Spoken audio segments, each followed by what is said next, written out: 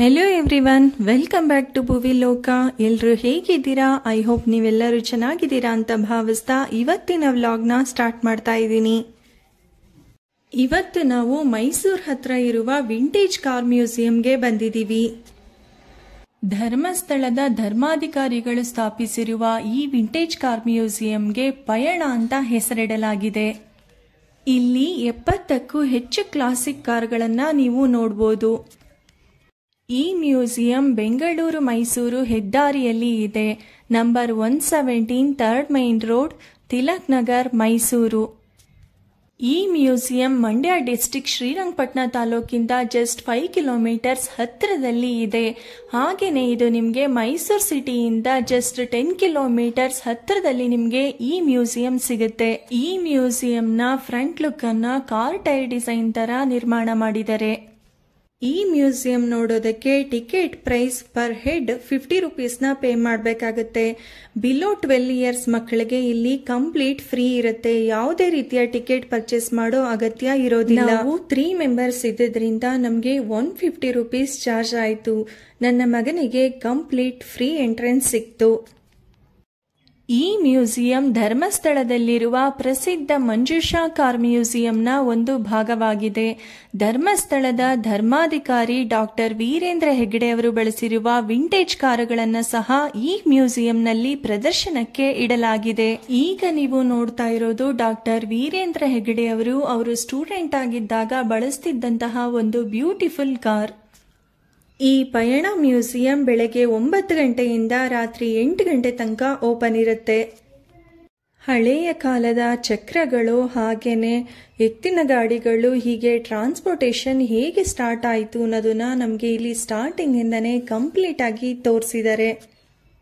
ಮೊದಲು ಮನುಷ್ಯ ಒಂದು ಕಡೆಯಿಂದ ಮತ್ತೊಂದು ಕಡೆಗೆ ಹೋಗೋದಕ್ಕೆ ಟ್ರಾನ್ಸ್ಪೋರ್ಟೇಷನ್ಗೆ ಏನೇನೆಲ್ಲ ಬಳಸ್ಕೊಂಡ, ಮೊದಲು ವೀಲ್ಗಳನ್ನ ತಯಾರು ಮಾಡ್ದ, ನಂತರ ವೀಲ್ಗಳನ್ನ ಬಳಸ್ಕೊಂಡು ಎತ್ತಿನ ಗಾಡಿಗಳನ್ನ ಮಾಡಿಕೊಂಡು, ನಂತರ ಟೈರ್ಗಳನ್ನ ಬಳಸ್ಕೊಂಡು ಸ್ಕೂಟರ್, ಸೈಕಲ್ ಹಾಗೇನೆ ಕಾರ್ಗಳು, ಹೀಗೆ ಪ್ರತಿಯೊಂದು ಟ್ರಾನ್ಸ್ಪೋರ್ಟೇಷನ್ಗಳನ್ನ ಅವನು ಮಾಡ್ಕೊಳ್ಳೋದಕ್ಕೆ ಶುರು ಮಾಡ್ದ.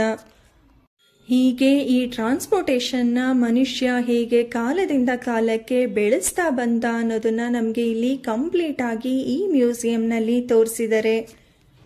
ಇದನ್ನ ನಾನು ಈ ವಿಡಿಯೋದಲ್ಲಿ ಕಂಪ್ಲೀಟ್ ಆಗಿ ತೋರಿಸಿದ್ದೀನಿ. ಎಲ್ಲೂ ಸ್ಕಿಪ್ ಮಾಡದೆ ಈ ವಿಡಿಯೋನ ಕಂಪ್ಲೀಟ್ ಆಗಿ ನೋಡಿ ಇನ್ಫಾರ್ಮೇಶನ್ ತಿಳ್ಕೊಳ್ಳಿ. ಈಗ ಇಲ್ಲಿಂದ ಮೋಟಾರ್ ವೆಹಿಕಲ್ಗಳು ಸ್ಟಾರ್ಟ್ ಆಗ್ತಿದೆ.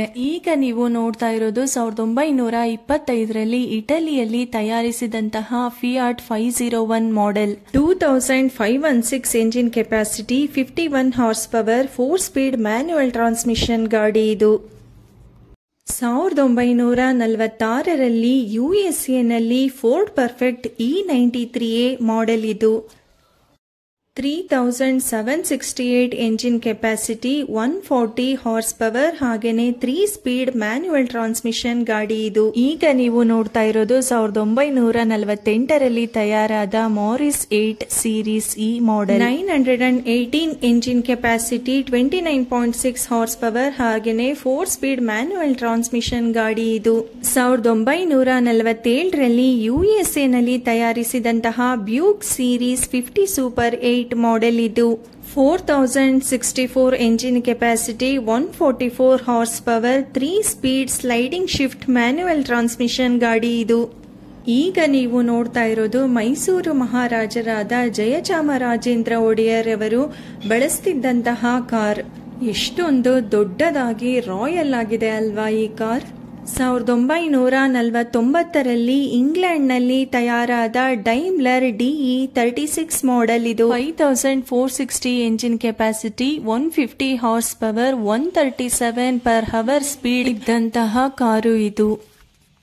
ಇಲ್ಲಿಂದ ಮುಂದೆ ಹೋಗ್ತಿದ್ದ ಹಾಗೇನೆ ನಮಗೆ ಹಳೆಯ ಕಾಲದಲ್ಲಿ ಟ್ರಾನ್ಸ್ಪೋರ್ಟೇಷನ್ಗಾಗಿ ಯೂಸ್ ಮಾಡ್ತಿದ್ದಂತಹ ಸ್ಕೂಟರ್ಗಳು ಕಾಣಿಸುತ್ತೆ. ಈಗ ನೀವು ನೋಡ್ತಾ ಇರೋದು 1947ರಲ್ಲಿ ಫ್ರಾನ್ಸ್ನಲ್ಲಿ ತಯಾರಾದಂತಹ ಸಿಟ್ರನ್ ಟ್ರಾಕ್ಷನ್ ಅವಂತ್ 2CV ಅನ್ನೋ model. 1911 engine capacity, 56 horse power, 3 speed manual transmission ಗಾಡಿ ಇದು. 1952ರಲ್ಲಿ ಇಂಗ್ಲೆಂಡ್ನಲ್ಲಿ ತಯಾರಾದಂತಹ ಹಿಲ್ಮನ್ ಮಿಂಕ್ಸ್ ಮಾರ್ಕ್ ಮಾಡೆಲ್ ಇದು. 1265 engine capacity, 37 horse power, 4 speed manual transmission ಗಾಡಿ ಇದು. 1952ರಲ್ಲಿ ಇಂಡಿಯಾದಲ್ಲಿ ತಯಾರಿಸಿದಂತಹ ಹಿಂದೂಸ್ತಾನ್ 14 ಮಾಡೆಲ್ ಇದು. 1477 engine capacity, 41 horse power, 4 speed manual transmission ಗಾಡಿ ಇದು. 1956ರಲ್ಲಿ ಇಂಡಿಯಾದಲ್ಲಿ ತಯಾರಿಸಿದಂತಹ ಹಿಂದೂಸ್ತಾನ್ ಲ್ಯಾಂಡ್ ಮಾಸ್ಟರ್ ಮಾಡೆಲ್ ಇದು. 1961ರಲ್ಲಿ ಇಂಡಿಯಾದಲ್ಲಿ ತಯಾರಿಸಿದಂತಹ ಹಿಂದೂಸ್ತಾನ್ ಅಂಬಾಸಿಡರ್ ಮಾರ್ಕ್ 1 ಮಾಡೆಲ್ ಇದು. 1476 engine capacity, 55 horse power, 4 speed manual transmission car ಇದು. 1955ರಲ್ಲಿ ಯುಎಸ್ಎನಲ್ಲಿ ತಯಾರಾದಂತಹ ಚಿವ್ರೆಲೆಟ್ ಬೆಲ್ ಏರ್ ಮಾಡೆಲ್ ಇದು. 3859 engine capacity, 123 horse power, 3 speed manual transmission car ಇದು. 1955ರಲ್ಲಿ ಯುಎಸ್ಎನಲ್ಲಿ ತಯಾರಾದಂತಹ stud baker station wagon car ಇದು. 1960ರಲ್ಲಿ ಫ್ರಾನ್ಸ್ನಲ್ಲಿ ತಯಾರಾದಂತಹ ಪಜೆಟ್ 404 ಮಾಡೆಲ್ ಇದು. 1618 engine capacity, 64 horsepower, 4 speed manual transmission car ಇದು. ಬಹಳಷ್ಟು ಮೂವೀಸ್ಗಳಲ್ಲಿ ಫೇಮಸ್ ಆದಂತಹ ಇಂಪಾಲಾ ಮಾಡೆಲ್ ಇದು. 1960ರಲ್ಲಿ ಯುಎಸ್ಎನಲ್ಲಿ ತಯಾರಾದಂತಹ Impala model 3859 engine capacity, 135 horsepower, 3 speed manual transmission ಗಾಡಿ ಇದು. 1967ರಲ್ಲಿ ಯುಕೆನಲ್ಲಿ ತಯಾರಾದಂತಹ ಹಿಲ್ಮನ್ ಹಂಟರ್ ಮಾಡೆಲ್ ಇದು.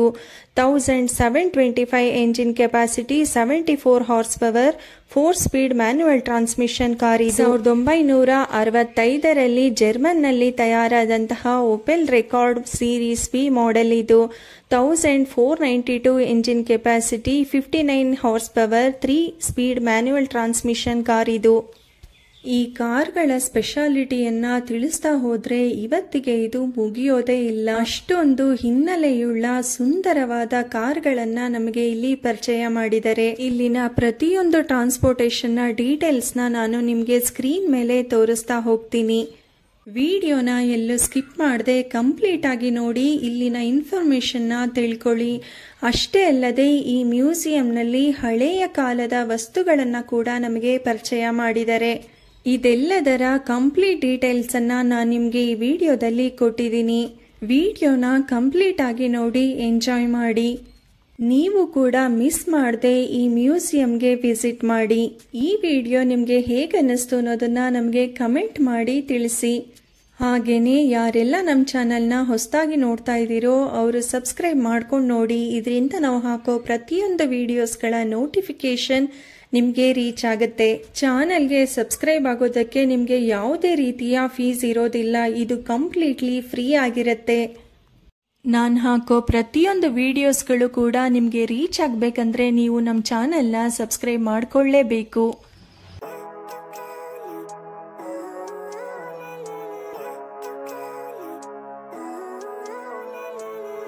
Living life every day, late at night, not okay. All I want, and I pray, all I need are some better days. Fuck me, I'm looking in the mirror, so foggy, but I've never seen clearer. I don't really think anyone can save me, and honestly I'm not really sure I want saving. I like to be my own worst enemy. There's no risk if you don't try at anything, so I'ma just keep buying everything. See you in the next life, have to be a better me. I don't think that my head's on straight, gotta flip it and grip it and go and get an x-ray. What's wrong with me? I just feel weight pushing on my chest and it squeezes till I suffocate. Better change my mindset, meditate. It's pretty cool that I'm alive and have better days. I could walk, see, hear, I should celebrate. Think I could change my mind, maybe elevate. Living life, every day, late at night, not okay. All I want, and I pray, all I need are some better days. Yeah, all I need are some better days. Cause all I want, and I pray, I believe in the better days. I'm kinda stuck between a rock and a hard place. Do I work hard or live at my pace? You're only young once, yeah that's all great, but I also want a future where I'm okay. Living life is doing lots of cocaine. Wait no, it's living with no shame. Wait no, it's sleeping in on Sundays. I guess it's different for each of us and that's okay. Well I just wanna be happy, how to get there? Glad that you asked me. I think it's different for everyone. Some of us need work, others need fun. Some of us need purpose to overcome, but try to do what you love when it's said and done. Cause there's so many differences in each of us. Trust your gut, it can show you what you want. Living life, every day, late at night, not okay. All I want, and I pray, all I need are some better days. Yeah, all I need are some better days. Cause all I want, and I pray, I believe in the better days. Living life, every day, late at night, not okay. All I want, and I pray, all I need are some better days. Yeah, all I need are some better days. Cause all I want, and I pray, I believe in the better days.